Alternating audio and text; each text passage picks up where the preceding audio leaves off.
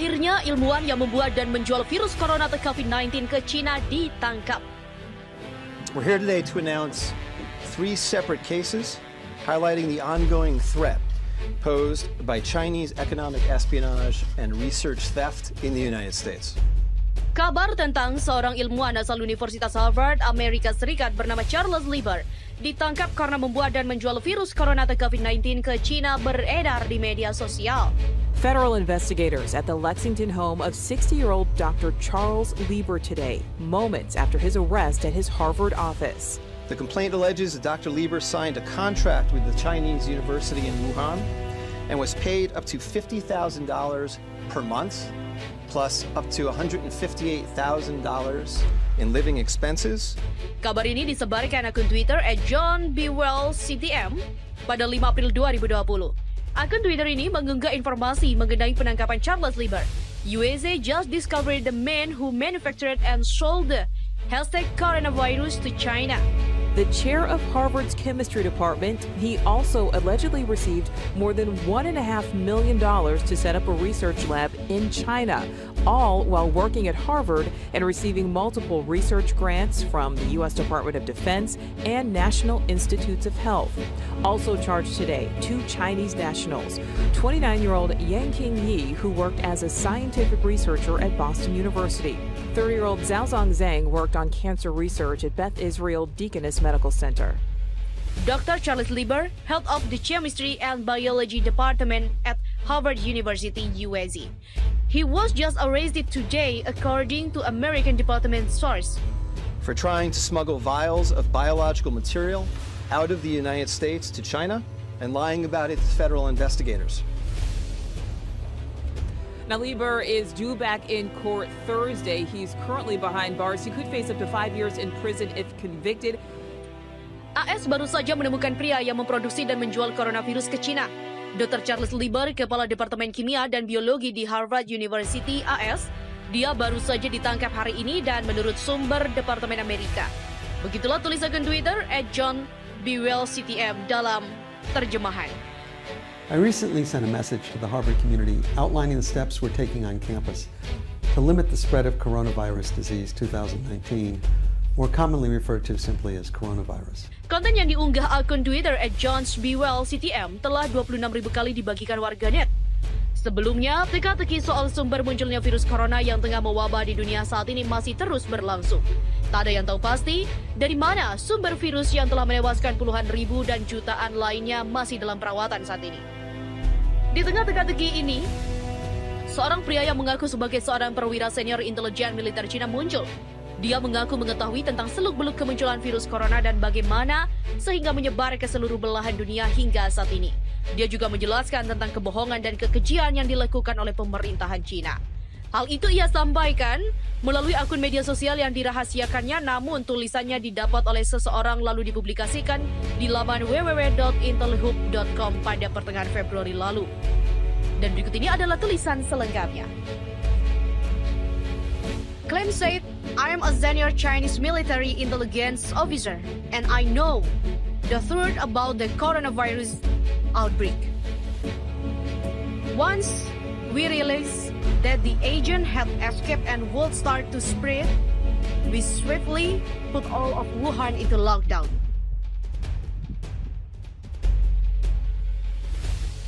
China kehilangan 21 juta pengguna ponsel selama wabah corona. Mati semua? Klaim mengatakan, saya adalah perwira senior intelijen militer Tiongkok dan saya tahu kebenaran tentang penyebaran virus corona. Izinkan saya mengawali postingan ini dengan mengatakan bahwa sama sekali tidak ada cara untuk memeriksa informasi berikut. Itulah sebabnya saya mempostingnya di kategori analisis di situs web ini. Namun, saya mempostingnya dalam upaya untuk mengetahui apa yang sebenarnya terjadi dengan seluruh wabah COVID-19 coronavirus dan mungkin mendapatkan beberapa jawaban di sepanjang jalan. Saya mendorong semua orang untuk berkomentar di bawah postingan ini di bagian komentar dan membagikan ini di media sosial. Pengetahuan adalah kekuatan. Ambillah untuk apa nilainya. Yang berikut ini diposting di Reddit oleh pengguna Wuhan Virus Throwaway. Saya adalah warga negara Cina di Wuhan yang menduduki posisi tinggi dalam intelijen militer. Saya juga anggota Partai Komunis Tiongkok. Sebagai pejabat senior di dekat puncak partai, saya memiliki akses ke banyak informasi rahasia dan saya telah terlibat dalam banyak proyek pemerintah rahasia. Saya memiliki gelar doktor dari universitas terkemuka di negara barat. Itulah sebabnya saya dapat menulis akun saya dalam bahasa Inggris. Saya memiliki informasi yang saya percaya dapat menyebabkan penggulingan pemerintahan saya. Ini juga relevan bagi miliaran orang di luar Tiongkok yang semuanya sekarang dalam bahaya eksistensial. Tidak akan mengejutkan Anda mendengar bahwa jika identitas saya diungkapkan, hidup saya akan berada dalam bahaya besar. Seperti halnya istri dan anak saya meminta kepada Anda untuk menghormati fakta bahwa saya telah menghapus semua akun ini dari fakta yang membuatnya mudah untuk mengidentifikasi saya. Sekarang Anda akan terbiasa dengan wabah 2019 nCoV atau baru-baru ini juga dikenal sebagai NCP atau hanya coronavirus. Anda pasti pernah mendengar bahwa itu berasal dari Wuhan, sebuah kota industri di Cina, dan itu berasal dari binatang, kemungkinan besar kelelawar atau terenggiling yang dijual di pasar hewan liar. Anda akan diberitahu bahwa itu adalah penyakit seperti influenza yang pada kasus-kasus parah dapat menyebabkan pneumonia, kegagalan pernafasan, dan kematian.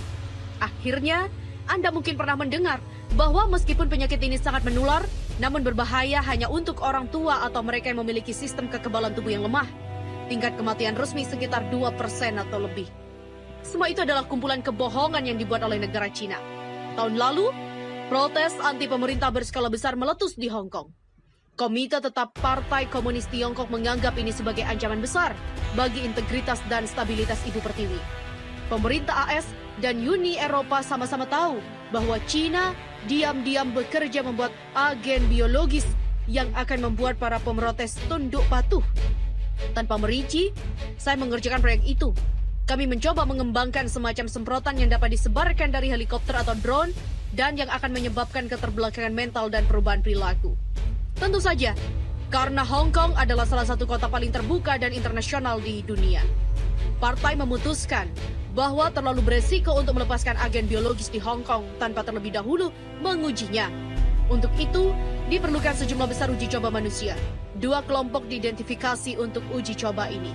Pertama, kami mengumpulkan sejumlah besar yang disebut radikal Islam di Provinsi Xinjiang, yang disebut radikal Islam di Provinsi Xinjiang, dan membawa mereka ke apa yang kami sebut kamp pelatihan. Kami sudah menggunakan kamp-kamp ini untuk eksperimen manusia selama beberapa tahun. Tetapi adanya protes Hong Kong berarti kami melipat gandakan upaya kami. Kami mengekspos para tahanan ke berbagai agen percobaan alfa. Karena ini tidak berbau dan tidak terlihat, subjek tidak menyadari bahwa mereka mengambil bagian dari uji coba medis. Tingkat kanker yang tinggi, demensia prematur, depresi bunuh diri, dan kematian karena kegagalan organ dapat dengan mudah ditekan. Karena kamp-kamp tersebut terletak di bagian yang sangat jauh dari tanah air kita. Setelah percobaan awal menghasilkan agen beta, itu diangkut ke Provinsi Hubei, di mana ia ditempatkan di fasilitas pengujian militer khusus di luar kota Wuhan. Ini bahkan bukan rahasia yang dirahasiakan. Keberadaan fasilitas ini telah dilaporkan dalam berita internasional.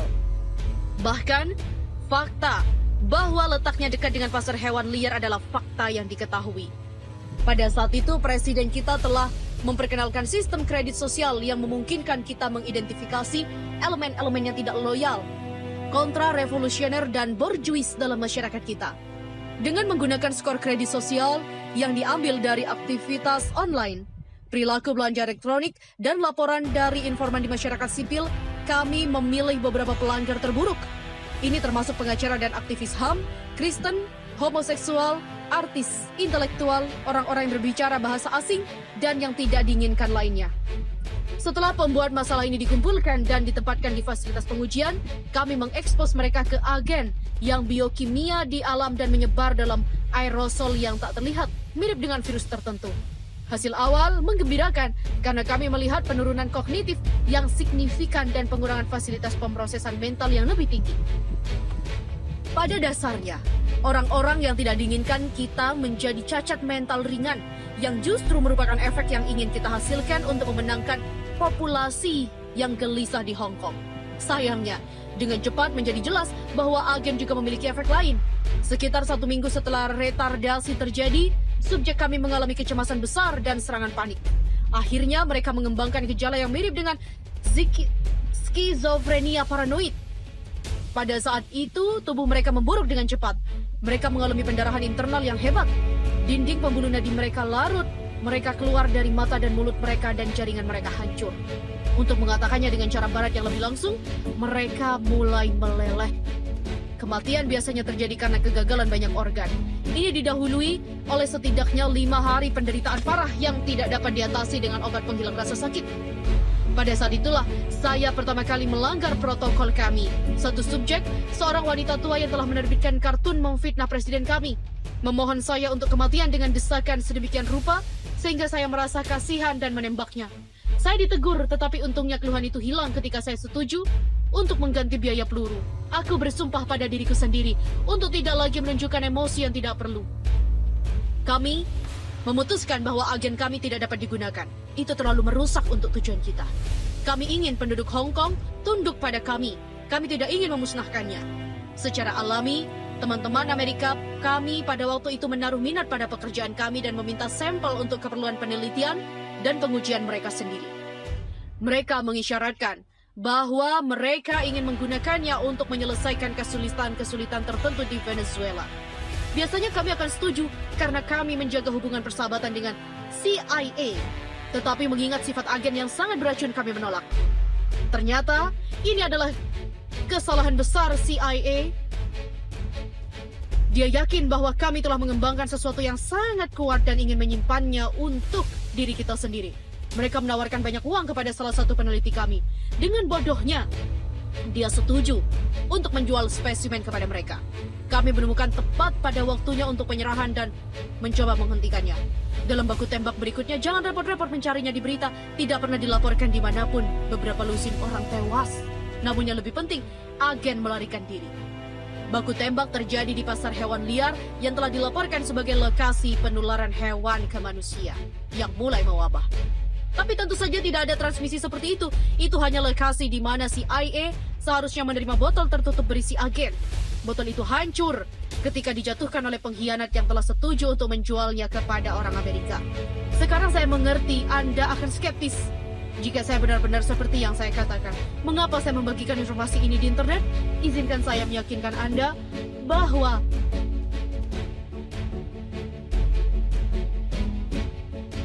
biasa menderita coronavirus. Ini memungkinkan kami untuk menyembunyikan sifat sebenarnya dari penyakit ini. Biarkan saya jelaskan. Saat ini, musim flu di Tiongkok.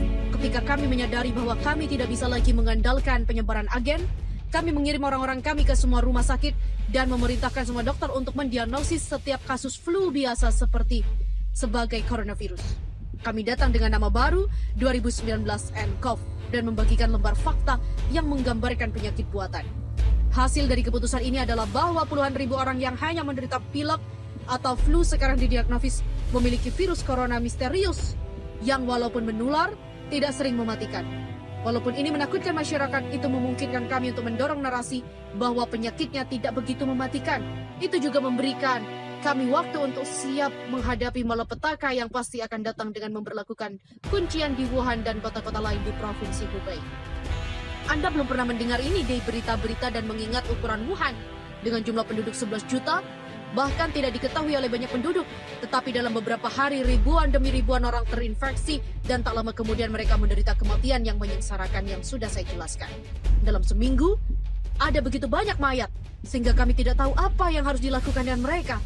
Jadi kami memerintahkan para tahanan kredit sosial yang masih hidup untuk membawa mayat-mayat itu ke pedesaan dan menguburnya di kuburan massal. Tetapi sangat sulit untuk merahasiakan kegiatan ini. Dan kami bahkan tidak dapat mengikuti karena ada begitu banyak mayat. Kami menanam kisah bahwa 5 juta penduduk telah melarikan diri dari Wuhan.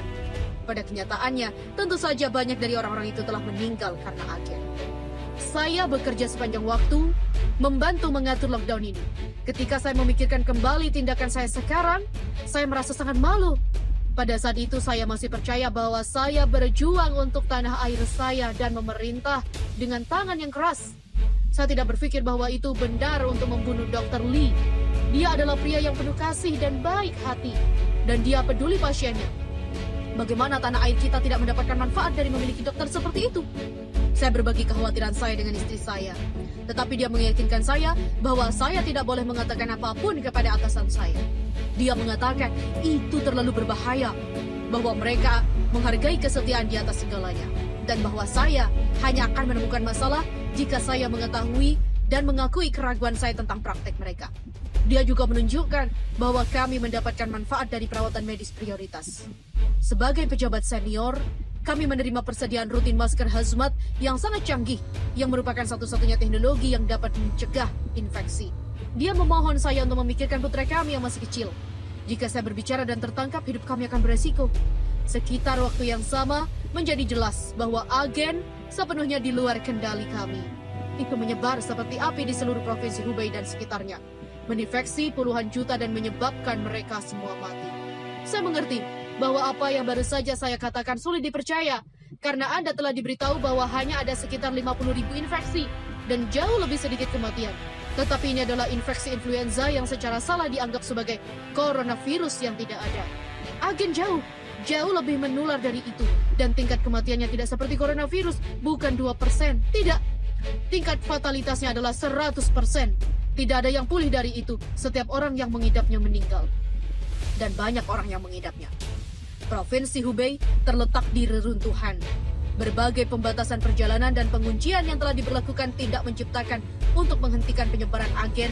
Tidak satu pun dari mereka dapat menghentikannya. Bukan embargo, tidak menghadapi masker atau pembersih tangan, tetapi untuk menghentikan para korban yang selamat dari melihat bencana dengan bencana mereka sendiri mata. Saya adalah bagian dari penyembunyian terbesar dalam sejarah manusia. Menyembunyikan kematian puluhan juta. Segera, Provinsi Hubei tidak lebih dari kamar mayat raksasa dan kebenaran akan keluar. Bagi saya, titik balik datang ketika partai mengatakan kebohongan lain, dan kebohongan itu terlalu mengerikan bahkan untuk saya terima. Anda mungkin pernah mendengar bahwa China membangun rumah sakit baru yang disebut Rumah Sakit Huoshenshan di Wuhan untuk menyediakan fasilitas karantina dan isolasi tambahan untuk pasien yang terinfeksi. Anda mungkin pernah dengar bahwa mereka membangunnya hanya dalam 10 hari. Itu juga bohong. Tentu mereka membangun sesuatu dalam 6 hari. Tapi itu bukan rumah sakit. Sifat sebenarnya dari bangunan itu adalah rahasia. Awalnya saya cukup naif untuk percaya bahwa partai menunjukkan kasih sayang dan kepeduliannya kepada rakyat. Tetapi kemudian atasan saya mengirim saya ke Huoshenshan. Saya ditujukan di sekitar instalasi oleh seorang perwira polisi militer bernama Kopral Meng. Di sanalah saya melihat kebenaran. Seperti yang saya sebutkan, satu-satunya cara melindungi diri dari agen adalah dengan mengenakan topeng pelindung khusus yang sama sekali tidak seperti yang tersedia secara komersial. Bahkan profesional medis tidak memiliki akses ke sana. Ini hanya tersedia untuk peneliti perang biomedis dan mengandung teknologi yang sangat canggih. Masker ini harus dijaga pada suhu tertentu untuk memberikan perlindungan penuh dan kehilangan efektivitasnya dengan sangat cepat. Seperti yang telah saya katakan, salah satu manfaat dari posisi saya adalah bahwa baik keluarga saya dan saya memiliki akses ke persediaan reguler yang mengapa aman jika dibandingkan dengan warga sipil, dokter, dan bahkan pejabat pemerintah tingkat rendah yang sama sekali tidak efektif dalam keyakinan yang salah bahwa mereka akan melindunginya. Jadi, memakai peralatan khusus ini, saya pergi ke Huoshenshan bersama Kopral Meng. Apapun yang Anda sebut tempat itu bukan rumah sakit. Tentu pintu masuknya terlihat seperti rumah sakit dan di bangsal. Di depan kompleks ada yang tampak seperti tempat tidur medis normal. Di sana ribuan pasien yang terinfeksi terbaring, semuanya dalam tahap awal penyakit. Saya berjalan di sepanjang koridor putih panjang di sebelah Kopral Meng, wajahnya yang kurus kering dalam seragam militernya, dan melihat ratusan demi ratusan tempat tidur rumah sakit yang identik di mana menggeliat penduduk Wuhan yang ketakutan dan sakit. Tangisan dan permohonan mereka menghantui saya di malam-malam panjang di mana saya sekarang tidak bisa tidur. Tetapi ini hanyalah awal. Akhirnya Kopral membawa saya ke bagian belakang, bagian depan ini. Di sana gerbang logam terkunci mengarah ke apa yang disebutnya bagian tengah. Para pasien di depan tidak menyadari keberadaannya. Di sanalah kasus yang lebih lanjut disimpan dalam apa yang paling mirip dengan rumah sakit jiwa. Segera setelah memasuki bagian Huoshenshan ini, saya dikejutkan oleh pencahayaan redup dan bau busuk dari kotoran manusia. Di sini orang-orang yang tidak beruntung berkeliaran dengan bebas. Pikiran mereka berangsur-angsung hancur dan serangan panik tak berujung dan episode psikotik Di sini juga tidak ada lagi dokter, hanya laki-laki berwajah gorila berseragam hitam yang merupakan bagian dari cabang rahasia polisi militer yang belum pernah saya dengar. Mereka tampaknya dipilih karena kekejaman mereka, karena mereka memukuli dan menurunkan pasien dengan cara yang paling sadis. Banyak narapidana yang mengalami kemunduran seperti anak-anak dan terbaring di lantai menangis seperti bayi dan memohon belas kasihan yang tidak mereka terima. Ada kesenangan kejam di mata para penjahat ini saat mereka membantai orang-orang yang tidak beruntung. Mereka memukuli mereka dengan tongkat, menyemprotkan semprotan merica ke mata mereka dan menendangnya dengan sepatu bot baja yang tertutup. Karena saya berasal dari intelijen militer, para penjaga bahkan tidak berusaha menyembunyikan kegiatan mereka. Mereka bahkan mengundang saya untuk bergabung dalam segala hal. Mereka memperlakukan saya sebagai salah satu dari mereka. Yang salah satunya, saya berdiri di kamar mandi staf abu-abu di Hwaseonsan dan melihat ke cermin murahan dan bertanya pada diri sendiri, apakah ini benar diri Anda? Apakah Anda benar-benar menyukainya? Tetapi kekerasan itu bukan sekedar ungkapan sadis, karena narapidana yang miskin tidak ada di sana untuk dirawat. Mereka ada di sana untuk bekerja. Ada satu set pintu lagi dan luarnya terbentang apa yang Kopral sebut dengan inti. Dan di sanalah saya melihatnya, tumpukan dan tumpukan mayat saling bertumpuk sampai ke langit-langit. Ada laki-laki, perempuan dan anak-anak, manula dan balita, kaya dan miskin, cantik dan cacat, bangga dan rendah hati. Mereka semua mati. Agen kami tidak membuat perbedaan di antara mereka. Aku terkesiap ketika Kopral membawaku ke KOR. Saya tidak bisa menghitung berapa jumlahnya, tapi jumlahnya ribuan dan di tengah tumpukan mayat itu ada semacam jalan setapak dan aku mendengar suara menderu dari kejauhan. Para pasien yang menderita dari bagian tengah mengambil mayat dan membawa serta menyeret mereka ke dalam kegelapan. Bahkan ketika para penjaga memukuli mereka dengan pentungan, butuh beberapa saat sebelum saya memahami apa yang terjadi. Saya benar-benar tidak bisa percaya apa yang ada di ujung jalan KOR. Itu adalah tungku yang sangat besar dengan api besar meraung di dalamnya. Satu demi satu, pikiran mereka hancur dan tubuh mereka terpelintir. Para lelaki dan perempuan yang sekarat membawa mayat-mayat ke tungku dan melemparkan mereka ke dalam upaya terkutuk untuk menyembunyikan kebenaran yang mengerikan. Saya melihat beberapa dari mereka jatuh dengan kelelahan hanya untuk tubuh mereka yang tidak bernyawa ditambahkan ke pegunungan mayat kedua sisi. Dalam barisan yang tampak tak berujung mereka pergi. Tubuh kurus mereka mengenakan overall abu-abu. Punggung mereka membungkuk di bawah beban kargo mereka yang mengerikan. Banyak yang melolong dan mengerang-ngeri. Dan suara mereka tergabung dalam hiruk-pikuk kesedihan yang masih ada di antara deru api. Dalam keterkejutan yang dalam, saya menatap kengerian yang tak terbatas di hadapan saya. Di sampingku berdiri Kopral Meng, wajahnya yang baru dicukur tanpa perasaan seperti sebelumnya. Ketika saya berbalik untuk menghadapinya, dia menatap saya. Mulutnya tersenyum tetapi matanya tidak. Kami menggunakan energi unit untuk mengoperasikan Hwaseonsan. Kami menghemat banyak sumber daya negara dengan cara ini. Dan lihat, dia melambaikan tangan ke galeri orang mati. Dan ada begitu banyak dari mereka di sini. Ada hampir bisa menggambarkannya sebagai energi terbarukan. Dia tertawa dan melambaikan tangannya dengan gerakan aneh di kemah. Aku berdiri terpaku dan menatap pemandangan neraka di depanku. Orang-orang berseragam hitam berteriak seperti Daewon. Pada para bajingan yang membuang mayat-mayat itu untuk mereka. Mereka menanggalkan apapun yang memiliki nilai perhiasan, uang tunai, pakaian mahal, dan melemparkan barang-barang ini ke tumpukan besar di sebelah tungku.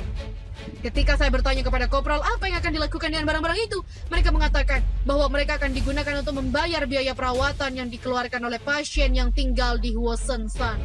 Saya muntah di toilet. Ketika saya memerah dan keluar dari kios, Kopral Meng berdiri di dekat pintu dan menatap saya. Wajahnya kosong seperti sebelumnya, tetapi di matanya aku pikir aku meremehkan jejak penghinaan. Kamu 10 tahun lebih tua dariku. Tampangnya tentu saja organisasi kesehatan dunia juga membantu kami.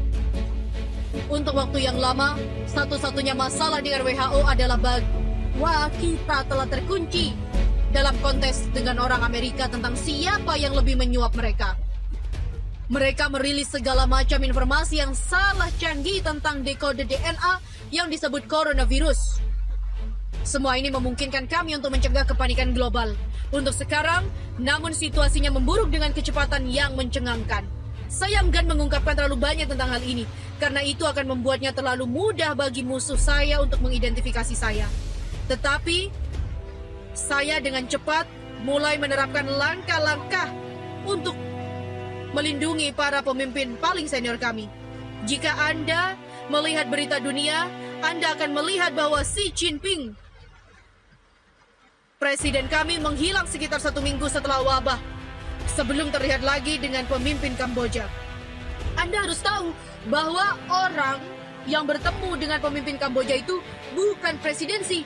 Itu adalah tubuh ganda yang selama ini bertahun-tahun dilatih untuk terlihat dan terdengar seperti presiden kita. Presidensi tentu saja tidak cukup ceroboh untuk mengambil resiko kematiannya sendiri. Dia dengan aman berlindung di bunker rahasia di bawah Zhongnanhai, markas besar partai di Beijing. Dia juga bukan satu-satunya pemimpin yang bersembunyi di sana. Bahkan saya dapat meyakinkan Anda bahwa lebih dari setengah dari semua anggota senior partai saat ini sedang ditiru oleh aktor terlatih yang mengikuti instruksi yang diberikan kepada mereka melalui implan khusus. Apakah Anda benar-benar berpikir bahwa Perdana Menteri kita akan mempertaruhkan nyawanya dengan pergi ke Wuhan? Semua ini berarti bahwa pemerintah kita telah lumpuh total dan fungsi negara telah diambil alih oleh militer.